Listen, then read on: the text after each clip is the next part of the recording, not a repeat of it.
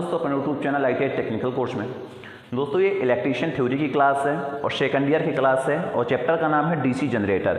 यानी इसके पहले अपन डीसी जनरेटर की पूरी थ्योरी ख़त्म कर दिए हैं और उसमें से 10 क्लासेस हुई थी। ये 12वीं क्लास है, यानी 11 क्लास अपन कंप्लीट करा दिए हैं।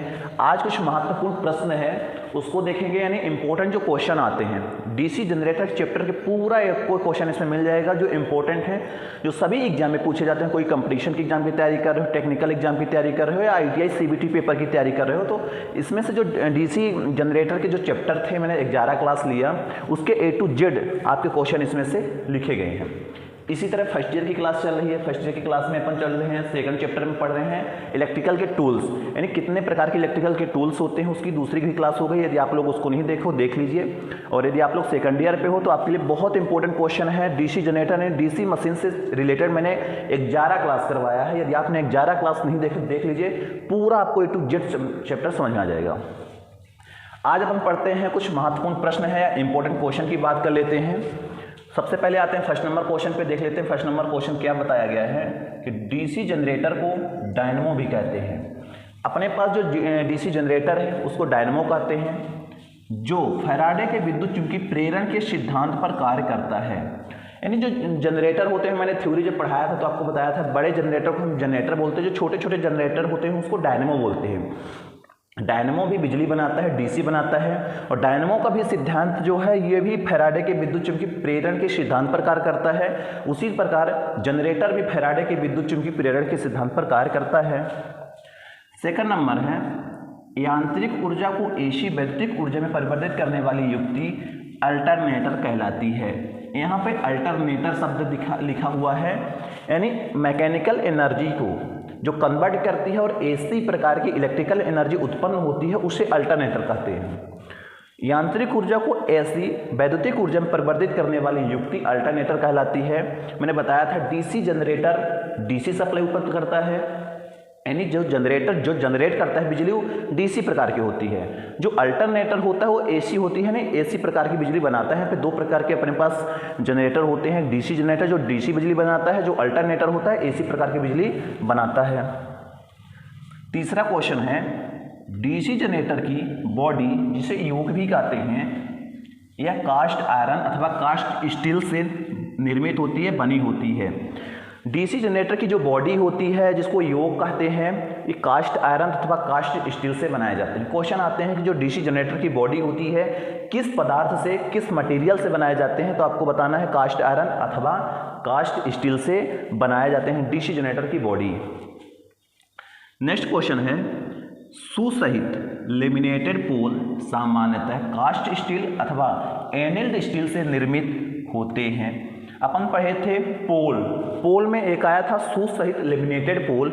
ये जो बनाए जाते हैं कास्ट स्टील अथवा एनल्ड स्टील से निर्मित होते हैं, एनल्ड स्टील से बनाए जाते हैं। जबकि मोल्डेड पोल प्रायः कास्ट आयरन से होते हैं। हमारे पास दो प्रकार के पोल मिले थे, एक होता है सुसहित लेमिनेटेड पोल, एक होता है मोल्डेड पोल। जो मोल्डेड पोल है ये कास्ट आयरन से बनाया जाता है और जो सुसहित लेमिनेटेड पोल होता है कास्ट स्टील अथवा एनल्ड स्टील से बनाया जाता है। यानी दो प्रकार के अपन को पोल मिले थे, सुसहित लेमिनेटेड पोल, एक होता है मोल्डेड पोल। मोल्डेड पोल कास्ट आयरन से, सुसहित लेमिनेटेड पोल कास्ट स्टील एनल्ड स्टील से बनाए जाते हैं। 5 नंबर क्वेश्चन है जनरेटर का गुणन करने वाला भाग आर्मेचर होता है। यानी जो जनरेटर होता है उसके जो रोटेट करने वाला पार्ट होता है उसको हम लोग आर्मेचर कहते हैं, जिसका आकार बेलनाकार ड्रम जैसा होता है। अपन पढ़े थे आर्मेचर। आर्मेचर ही जनरेटर का मेन भाग होता है। आर्मेचर ही जनरेटर में बिजली को उत्पन्न करता है या प्रेरित करता है। जनरेटर का गुणन करने वाला भाग आर्मेचर कहलाता है। जो जनरेटर में रोटेट करता है जो पार्ट, उसको हम लोग आर्मेचर कहते हैं।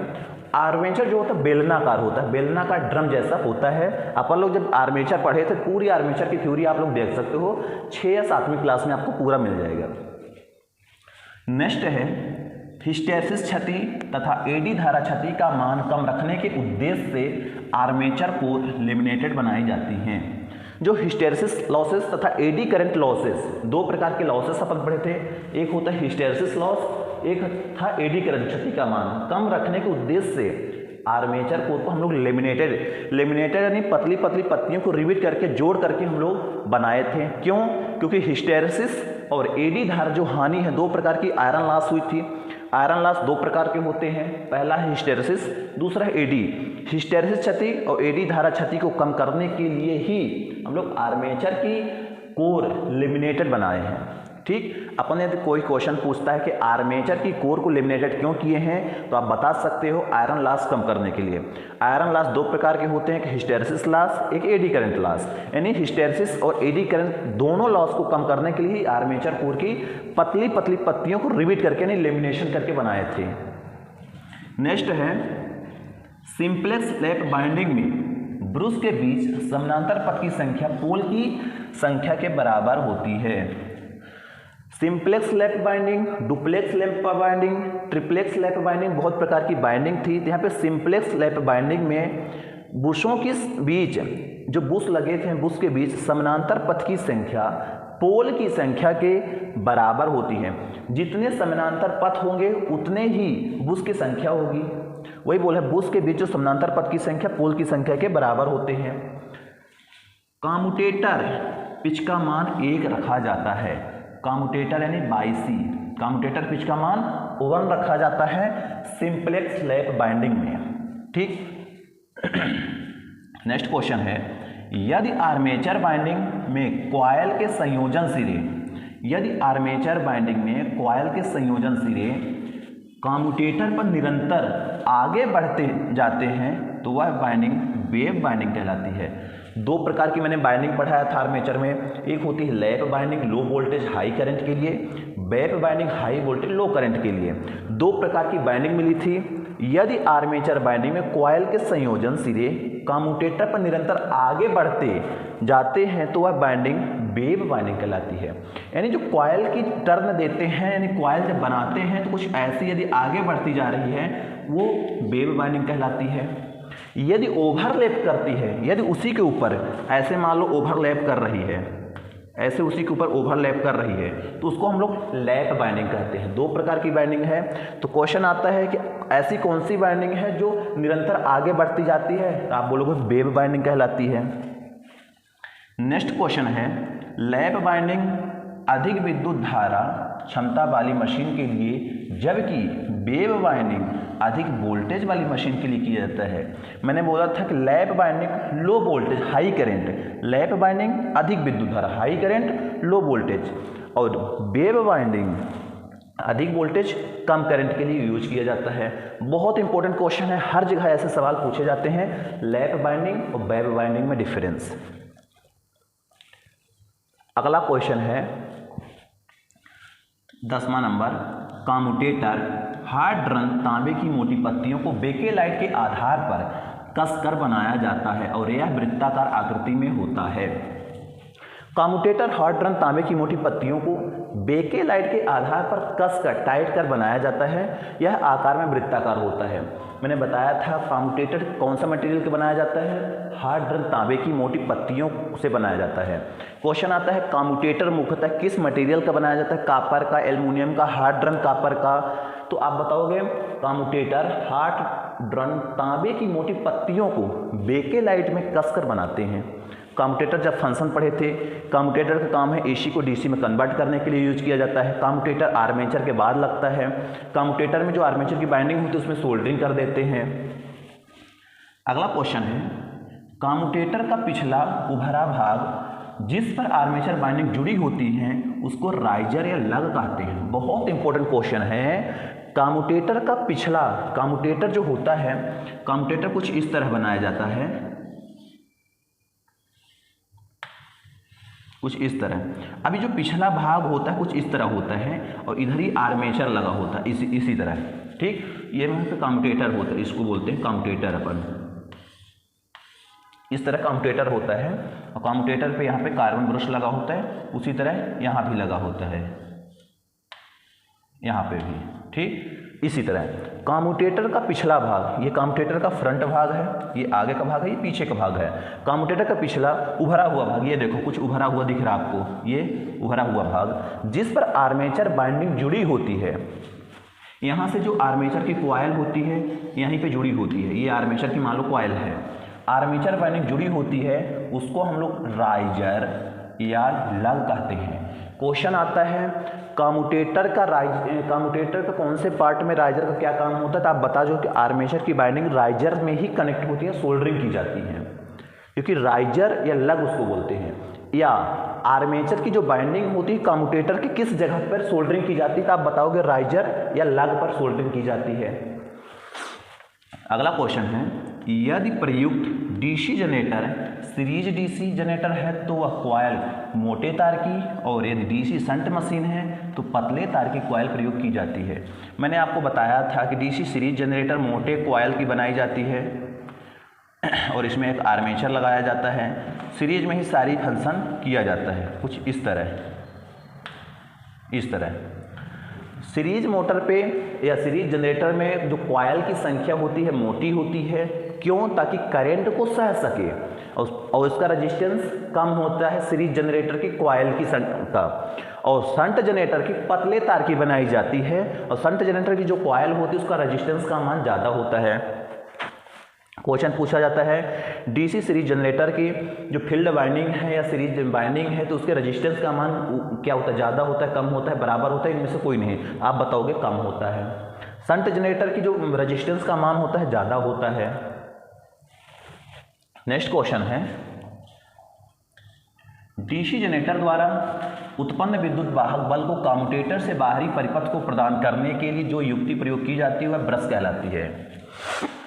डीसी जनरेटर है, डीसी जनरेटर द्वारा उत्पन्न विद्युत वाहक बल को, जो हमारा डीसी जनरेटर बिजली को बनाया है, डीसी जनरेटर उत्पन्न विद्युत वाहक बल को कम्यूटेटर से बाहरी परिपथ को प्रदान करने के लिए, यानी कम्यूटेटर से जो बाहरी सर्किट को देने के लिए हम लोग जो युक्ति का प्रयोग किए जाते हैं वो ब्रश कहलाती है। मैंने बताया था कम्यूटेटर में कार्बन ब्रश के माध्यम से ही बिजली को कलेक्ट किया जाता है, बाहर निकाला जाता है। कम्यूटेटर एसी को डीसी में कन्वर्ट करता है, फिर कार्बन ब्रश लगाए जाते हैं, कार्बन ब्रश के माध्यम से ही बिजली को बाहर लिया जाता है। ये वही पूछेगा कि डीसी जनरेटर द्वारा उत्पन्न विद्युत वाहक बल को कम्यूटेटर से बाहरी परिपथ को प्रदान करने के लिए जो युक्ति प्रयोग की जाती है वह ब्रश कहलाती है। सारी चीज़ मैंने बताया था आपको, थ्योरी जब पढ़ाया थे, जिस स्टूडेंट ने थ्योरी क्लास किया है उसको ये क्वेश्चन करने में कोई दिक्कत नहीं जाएगी। छोटे जनरेटर में कार्बन ब्रश, जबकि बड़े जनरेटर में कार्बन व तांबे के मिश्रण से बना ब्रश प्रयोग किया जाता है। मैंने ये भी बताया था जो छोटे जनरेटर होते हैं उसमें हम लोग कार्बन के ब्रश यूज करते हैं, मगर जो बड़े जनरेटर होते हैं उसमें कार्बन प्लस तांबे के जो मिश्रण करके फिर हम ब्रश बना के यूज करते हैं। अगला क्वेश्चन है कम्यूटेटर पर ब्रश का दबाव बनाए रखने के लिए एक स्प्रिंग पत्ती होती है जिसका दबाव 0.1 से 0.25 किलोग्राम प्रति वर्ग सेंटीमीटर तक रखा जाता है। यानी कार्बन ब्रश को दबाने के लिए हम लोग पीछे से एक स्प्रिंग का यूज करते हैं, उस स्प्रिंग का दबाव 0.1 से 0.25 किलोग्राम प्रति सेंटीमीटर तक होना चाहिए। अगला क्वेश्चन है कार्बन की विद्युत धारा वहन क्षमता 4 से 6 एम्पीयर प्रति वर्ग सेंटीमीटर होती है। कार्बन की जो हम लोग ब्रश यूज किए जाते हैं तो वही बता रहा है कि कार्बन की विद्युत धारा वहन क्षमता 4 से 6 एम्पीयर प्रति वर्ग सेंटीमीटर होती है। अगला क्वेश्चन है ब्रश के साथ जोड़ा गया फ्लेक्सिबल तार का टुकड़ा ब्रश लीड या पिगटेल कहलाता है। ब्रश के साथ जोड़ा गया फ्लेक्सिबल तार का टुकड़ा ब्रश लीड या पिगटेल कहलाता है। नेक्स्ट क्वेश्चन है जनरेटर के आधार को बेड प्लेट कहते हैं जो कि कास्ट आयरन से बनाई जाती है। जनरेटर की जो आधार होता है, जो बेस होता है, उसको हम लोग बेड प्लेट कहते हैं जो कि कास्ट आयरन से बनाई जाती है। हमने जब पार्ट्स ऑफ जनरेटर पढ़ाए थे कि कितने पार्ट हैं हमारे जनरेटर में, तो उसी टाइम बताए थे कि जो जनरेटर का बेस होता है वो कास्ट आयरन से बनाए जाते हैं, उसको बेड प्लेट ही बोलते हैं। नेक्स्ट है मैंने कल के क्लास में बताया था, सुनना पहले, जो देखा हो उसको समझ में आ जाएगा। सीरीज जनरेटर का उपयोग डीसी परेशन लाइन में हुए वोल्टेज ड्रॉप को पूरा करने के लिए बूस्टर जनरेटर के रूप में किया जाता है। मैंने सभी जनरेटर का यूजेस बताया था, कौन से जनरेटर में कहाँ यूज किया जाता है, तो वही बताया था कि सीरीज जनरेटर का उपयोग डीसी ट्रांसमिशन लाइन, जो डीसी ट्रांसमिट करते हैं लाइन, जो वोल्टेज ड्रॉप होता है उसको पूरा करने के लिए बूस्टर जनरेटर के रूप में हम लोग डीसी सीरीज जनरेटर का यूज किए थे। 20वां नंबर क्वेश्चन है, शंट जनरेटर का उपयोग centrifugal pump, electroplating, welding, exciter, battery charging, lifting load आदि में किया जाता है। शंट जनरेटर का जो यूज होता है सेंट्रीफ्यूगल पंप में, इलेक्ट्रोप्लेटिंग में, वेल्डिंग में, एक्साइटर में, बैटरी चार्जिंग में यूज करते हैं। और सीरीज जनरेटर का उपयोग डीसी ट्रांसमिशन लाइन में, और शंट जनरेटर का उपयोग सेंट्रीफ्यूगल पंप में, इलेक्ट्रोप्लेटिंग में, वेल्डिंग चार्जिंग में, बैटरी चार्जिंग में, वेल्डिंग करने में, एक्साइटर में आदि में यूज किया जाता है। फिर आता है differential compound generator, arc welding के लिए उपयोग है। डिफरेंशियल कंपाउंड जनरेटर का यूज आर्क वेल्डिंग के लिए किया जाता है। सारे एग्जाम पे सभी जनरेटर का यूज कुछ न कुछ पूछता ही है, जिसमें से आर्क होने से पूर्व जाव तथा इलेक्ट्रॉन के बीच 100 वोल्ट की टर्मिनल वोल्टेज उपलब्ध हो रहती है और आर्क उत्पन्न हो जाने के बाद टर्मिनल वोल्टेज तीव्रता से घटकर 40 से 50 वोल्ट रह जाती है। इसलिए डिफरेंशियल जनरेटर का उपयोग आर्क वेल्डिंग के लिए ही करते हैं। नेक्स्ट है कम्युलेटिव कंपाउंड जनरेटर का परिणामी फलस्वरूप फ्लक्स शंट फील्ड फ्लक्स तथा सीरीज फील्ड फ्लक्स के योग के बराबर होता है। मैंने बताया था कि कम्युलेटिव कंपाउंड जनरेटर पे जैसे दो प्रकार की बाइंडिंग होती है, एक सीरीज बाइंडिंग, शंट बाइंडिंग। तो जो सीरीज फील्ड फ्लक्स होता है, जो शंट फील्ड फ्लक्स होता है, दोनों का योग बराबर होते, दोनों जुड़ने वाली होती है, इसलिए कम्युलेटिव कंपाउंड इसको जनरेटर बोलते हैं। 23 नंबर की क्वेश्चन है, आर्मेचर द्वारा स्थापित चुंबकीय क्षेत्र का मुख्य चुंबकीय क्षेत्र पर पड़ने वाला प्रभाव आर्मेचर रिएक्शन कहलाता है। आर्मेचर रिएक्शन की प्रॉपर मैंने क्लास लिया था कि आर्मेचर द्वारा स्थापित चुंबकीय क्षेत्र का मुख्य चुंबकीय क्षेत्र पर पड़ने वाला प्रभाव आर्मेचर रिएक्शन कहलाता है। ठीक, आर्मेचर द्वारा स्थापित चुंबकीय क्षेत्र मेन चुंबकीय क्षेत्र में पड़ने वाला प्रभाव आर्मेचर रिएक्शन कहलाता है। अगला क्वेश्चन है, बीच चुंबकन प्रभाव के निराकरण के लिए छोटे जनरेटर में फील्ड वाइंडिंग की एम्पियर टर्न बढ़ा दी जाती है और बड़े जनरेटर पे सीरीज फील्ड वाइंडिंग की सीरीज में एक कंपनसेटिंग वाइंडिंग संयोजित की जाती है। बीच चुंबकन प्रभाव के निराकरण के लिए छोटे जनरेटर में फील्ड वाइंडिंग की एम्पियर टर्न बढ़ा देते हैं। अब जब बड़े जनरेटर आते हैं तो उसमें सीरीज फील्ड वाइंडिंग के सीरीज में एक कंपनसेटिंग मतलब एक स्टेपनी लगा देते हैं, एक अलग से वाइंडिंग लगा देते हैं, जिसके कारण जो बीच चुंबकन प्रभाव हुआ था वो कम हो जाता है। मैंने पढ़ाया था प्रति चुंबकीय प्रभाव और एक ठो डायमैग्नेटिक प्रभाव। अगला क्वेश्चन है, इंटरपोल को आर्मेचर बाइंडिंग तथा सीरीज फील्ड बाइंडिंग के सीरीज में संयोजित किया जाता है। मैंने इंटरपोल पढ़ाया था कि इंटरपोल को आर्मेचर बाइंडिंग तथा सीरीज फील्ड बाइंडिंग की सीरीज में जोड़ते हैं या कनेक्ट करते हैं। इंटरपोल की संख्या मेन पोल की संख्या के बराबर होती है, ये भी बताए थे। अगला क्वेश्चन है, इंटरपोल के प्रयोग से मशीन की दक्षता 25 से 30% बढ़ जाती है। जो इंटरपोल की प्रयोग से यानी जब हम इंटरपोल का यूज करते हैं, जिसके कारण मशीन की एफिशिएंसी 25 से 30% बढ़ जाती है। अगला है, कंपाउंड जनरेटर के समानांतर प्रचालन में इक्वलाइजर का प्रयोग किया जाता है। कंपाउंड जनरेटर जब हम पैरेलल में चलाते हैं तो एक इक्वलाइजर बार होता है, यानी इक्वलाइजर का यूज किया जाता है। अगला क्वेश्चन है, वैद्युतिक शक्ति की वह क्षति जो आर्मेचर तथा फील्ड बाइंडिंग के प्रतिरोध एवं ब्रशों के संपर्क प्रतिरोध के कारण उत्पन्न होती है, ताम्र क्षति या विद्युत क्षति कहलाती है। वैद्युतिक शक्ति की वह क्षति जो आर्मेचर तथा फील्ड बाइंडिंग, आर्मेचर बाइंडिंग और फील्ड बाइंडिंग के प्रतिरोध एवं ब्रश के संपर्क के प्रतिरोध के कारण उत्पन्न होती है, उसको बोलते हैं ताम्र क्षति, कॉपर लॉसेस। मैंने लॉसेस भी सारे कंप्लीट करा दिया था। नेक्स्ट क्वेश्चन है, लौह आदि चुंबकीय पदार्थ के बार बार चुंबकित तथा विचुंबकित होने में वैद्युतिक शक्ति की जो खपत होती है वह हिस्टैरिसीस क्षति कहलाती है। हिस्टैरिसीस क्षति लौह चुंबकीय पदार्थ के बार बार चुंबकित तथा विचुंबकित होने में जो वैद्युतिक शक्ति की जो खपत होती है उसको हिस्टैरिसीस क्षति बोलते हैं। 30 नंबर है, एडी करंट क्षति कुल क्षति की 20 से 30% तक होती है। जो एडी करंट लॉसेस होते हैं तो टोटल लॉसेस का 20 से 30% तक होती है। नेक्स्ट है, मशीन द्वारा उत्पन्न आउटपुट वैद्युतिक शक्ति और उसे प्रदान की गई इनपुट यांत्रिक शक्ति का अनुपात मशीन की एफिशिएंसी कहलाती है। तो ये आपके सामने 31 क्वेश्चन, मोस्ट इंपोर्टेंट क्वेश्चन जो आपके भविष्य में बहुत काम आएंगे। यदि आपने इसको अच्छे से पढ़ लिया तो आपको किसी भी प्रकार की प्रॉब्लम नहीं जाने वाली, समझ जाओ।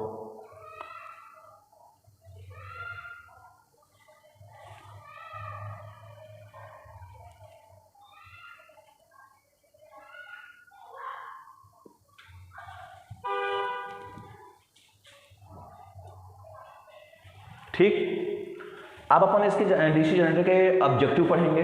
ये 1 लाइन 1 के क्वेश्चन होंगे। अब आपको मैं ऑब्जेक्टिव करा दूंगा तो आपको और सारे डाउट क्लियर हो जाएंगे। जितने भी डाउट हैं सारे क्लियर हो जाएंगे, बस आपको लिखना जरूर पड़ेगा, नोट्स जरूर बना पड़ेगा। ये नोट्स नहीं बनाए हो, यदि रफ पेन लेकर नहीं बैठे हो पढ़ने, तो गाना की तरह, मूवी की तरह मुझे देखते रहो। मैं वैसे आपको बता के चला जाऊँगा, आपको भूल जाएगा पिछले बार की तरह। मिलते हैं नेक्स्ट वीडियो पे। जय हिंद, जय भारत।